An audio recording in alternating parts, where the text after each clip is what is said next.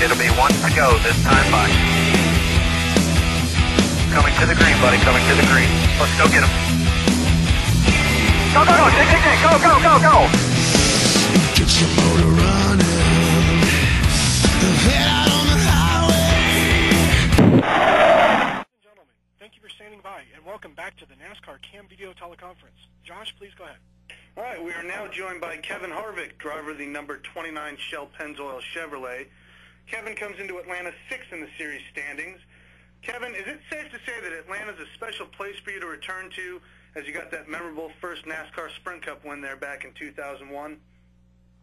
Yeah, it's definitely a cool place to go back to, just for the fact that your first win is something that you can only do one time. So obviously every time we go back there, that's what a lot of people want to talk about, and we're excited that we ran good in the first race there this year. So we're looking forward to going back this week.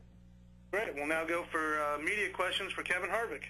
Thank you, and once again, that is *1 if you wish to ask a question today, and we'll pause for just a moment to assemble the queue.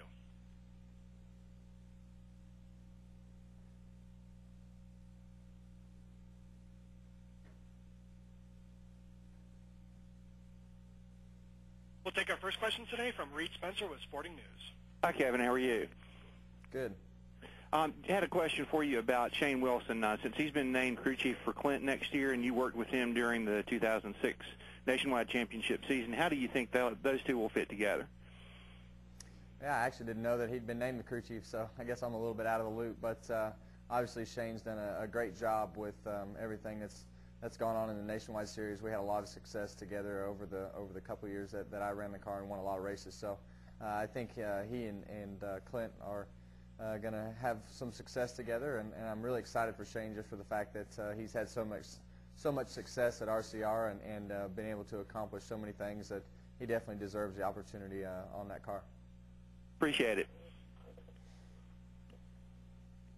Next, we'll hear from Kerry Murphy with the final lap. Hey, Kevin, thanks so much for being on with us today. Do you think NASCAR should change up the tracks from year to year in those final 10 races just to make things a little interesting? Well, obviously, I think that's it's tough to build the consistency and knowing where you're going and what you're doing, and put the schedule together so many months in advance. That'd probably be something that's pretty hard to do, and probably take a couple of years in advance to make those things happen. But obviously, I think the schedule's mixed up a little bit next year, not a whole lot. But it's hard to tell what the right mixture of what racetracks are in the chase. But you have a Talladega, and leading up to the chase, you have the Bristols and Richmond races that obviously have a lot of excitement. So, right now I think our chase format is really good for our sport, and leads up to the 26th race, and has a lot of excitement over some 13th, 14th, 12th, 11th place guys that sometimes we don't get the exposure if we're not racing for a championship or not up in the points. So I think it's created a lot of excitement in races that in the past hadn't had that.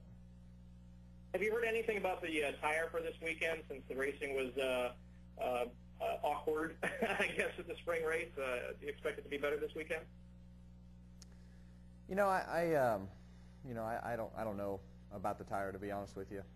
Obviously, I'm not a Goodyear engineer, so I didn't build the tire, and obviously the race at the beginning of the year was tough to drive, but that's what we get paid to do. So it all depends on what you're looking for when you're watching the race, I guess. Thanks. Good luck this weekend. Once again, as a reminder, that is *1 to ask a question. And next we will hear from David Newton with ESPN.com.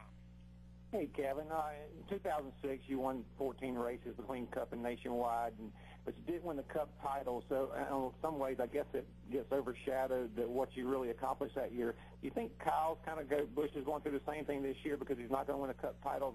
The 20 wins he had will be overshadowed? Well, I think obviously he's had a really good year, and the way that our sport works is, if you're not hot at the right time, then you don't come out on top and win a championship. It's all about being consistent through the whole year, no matter if it's the old style points or the new style points. Even with the year that he's had, he wouldn't be on top. But when you have a year like that, obviously you want to finish it off with a championship, and we were fortunate to finish our year off with a nationwide championship, and I think we finished 3rd or 4th in the Cup points. So it's obviously going to be tough for him to have won that many races and not win a championship, but that's just how tough our sport is.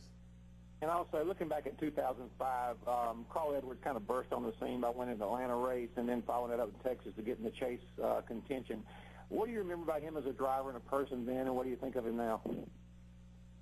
I don't remember much, so I guess I'm the wrong person to ask that question.